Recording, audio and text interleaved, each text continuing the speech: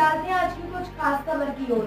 भोपाल स्थित करौद क्षेत्र के हाउसिंग बोर्ड कॉलोनी में गैस पीड़ित लोगों के लिए 1986 में 2 मंजिल 1 BHK क्वार्टर बनाए गए थे, जिसे विधवा कॉलोनी नाम दिया गया था। गैस लगने की वजह से जिनके पति का असमय निधन हो गया था, उनकी विधवाओं को यह क्वार्टर आवंटित किए गए थे। शुरू के 3-4 साल तो शासन प्रशासन ने इन क्वार्टर में रहने वालों की सुध ली। इसके बाद से इन क्वार्टर में रहने वालों को अपने बदहाल रहने पर मजबूर कर दिया। उन विधवाओं के बच्चे इन मकानों में रहते रहते जवान हो गए, खुद उनके बच्चे भी बड़े हो गए हैं। अब स्थिति यह है कि उदासीनता के चलते भवन जर्जर है, जिसका मुख्य कारण सामने यह आया है कि यहाँ पुलिया निर्माण के दौरान सीवेज की पाइपलाइन टूट जाने से घरों का सीवेज इन क्वार्टर की गलियों में ही 2 से 3 फीट जमकर रह गया है। पूरे घरों का मलमूत्र इस गली के बैक साइड में जमा हुआ है, जो बह बह कर रास्तों पर आ रहा है। बड़े बुजुर्ग बच्चे वहीं से निकलते हैं। शहर के अंदर डेंगू का लार्वा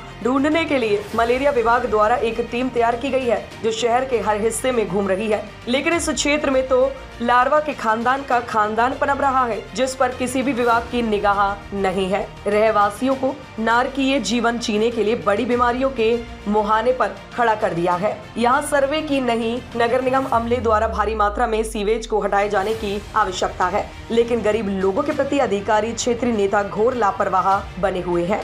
इनसे वोट हथियाने तो कांग्रेस बीजेपी सभी चुनाव के दौरान उनके दरवाजे पर पहुंचते हैं, लेकिन उनके घरों की बर्बादी, गंदगी से हो रही बीमारियों के प्रति कोई गंभीर नहीं है। यह क्षेत्र खतरनाक गंभीर दुर्दशा का शिकार है। गर्मी के दौरान इन क्वार्टर से सीवेज की बदबू से लोगों का जीना मुहाल हो गया है, लेकिन गरीबों की सुध लेने वाला कोई नहीं है। यही कारण है कि हर घर में मलेरिया एवं अन्य बीमारियों से लोग पीड़ित हैं। विशेष तौर से बूढ़े और बच्चे काफी संघर्ष अपने जीवन के लिए कर रहे हैं। बरसों से क्वार्टर्स की गलियां, जिससे लोग पीछे की तरफ आना जाना एक दूसरे को क्वार्टर में कर लेते थे, सीवेज और गंदे पानी की निकासी नहीं होने से गली दलदल बन गई है, जिसमें हमेशा पानी भरे रहने से इन मकानों की नींव कमजोर हो गई है। बरसात में तो लोगों के घर में सीवेज का पानी भर जाता है। बरसात का मौसम आते ही यहाँ के लोग घबरा जाते हैं कि आखिर वह 3 महीने का समय कैसे निकालेंगे। इन मकानों की लाइफ बहुत कम समय के लिए बची है, जिसके मुख्य कारण मकानों की नींव में निरंतर सीवेज गंदा पानी भरा रहने की बात सामने आई है। क्षेत्र की समस्याओं के मामले में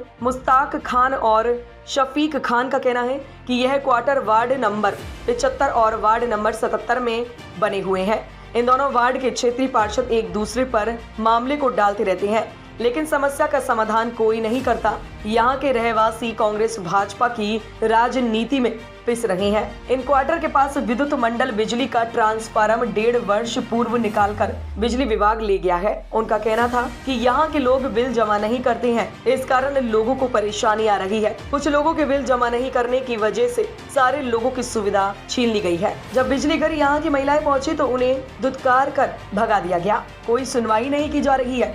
एक तरफ सरकार गरीबों को बसाने के लिए बिजली, पानी, लाइट, खाद्यान्न जैसी सुविधाएं निःशुल्क उपलब्ध करा रही है, वहीं दूसरी तरफ बिजली घर की मनमानी और दादागिरी सामने आई है। बहरहाल सीवेज के गंदे पानी ने अपना आसपास बसेरा बना लिया है। उन बसेरे के बीच इन गरीबों की बसेरे बनी हुई हैं, जिनको शहर की सुविधाओं से दूर करके बर्बादी और बीमारियों के हवाले कर दिया गया है। इस संबंध में नगर निगम प्रशासन की बड़ी लापरवाही सामने आई है। भोपाल से अशरफ अली की विशेष रिपोर्ट। टूटे हैं, पाइप टूटे हैं, पार्षद से शिकायत की, पार्षद क्या कर रहा है? परेशान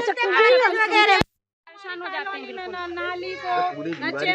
नंबर 77 वार्ड नंबर 75 में ये दोनों केस उलझा के रखते हैं। इधर के पार्षद बीजेपी के भी, कांग्रेस के भी, और यहाँ पर पूरे में गंदगी है, मच्छर और बीमारी अलग फैल रही है।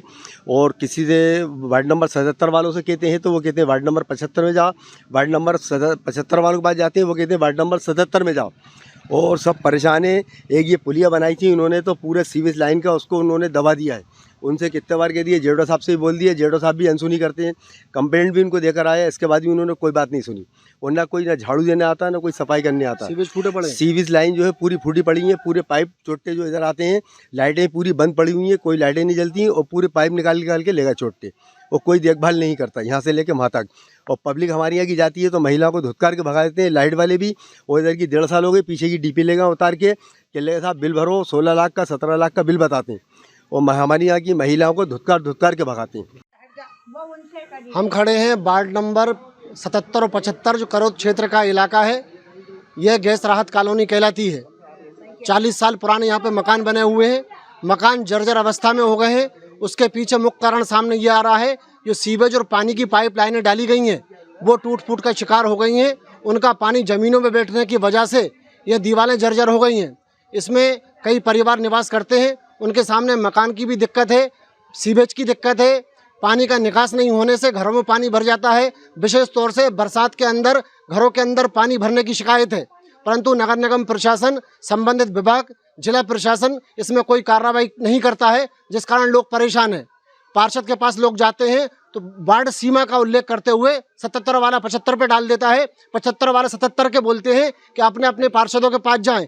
यह क्षेत्र कांग्रेस और बीजेपी के चक्कर में उलझा हुआ है, इस कारण इसका विकास नहीं हो पा रहा है, लोग परेशान हैं। वहीं विद्युत मंडल की मनमारी भी सामने आई है। 1.5 साल पहले यहाँ पर ट्रांसफार्मर उतार कर ले गए हैं, उसको वापस नहीं रखा गया। कहते हैं कि भरपूर तुम्हें बिल जमा करना पड़ेंगे। गरीब लोग रहते हैं, उनकी इतनी सहतियत नहीं है कि वो इतना पर्याप्त बिल जमा कर पाएँ, परंतु बिजली घर किसी संबंध में मुलाकात करते हैं तो उनको धुतकार कर भगा दिया जाता है। ऐसी कई समस्याओं से वार्ड नंबर 77 और 75 के लोग जूझ रहे हैं। खबरों से जुड़े रहने के लिए हमारे चैनल को सब्सक्राइब करें और बेल आइकन को दबाना ना भूलें, ताकि हर खबर की नोटिफिकेशन आपको मिलती रहे।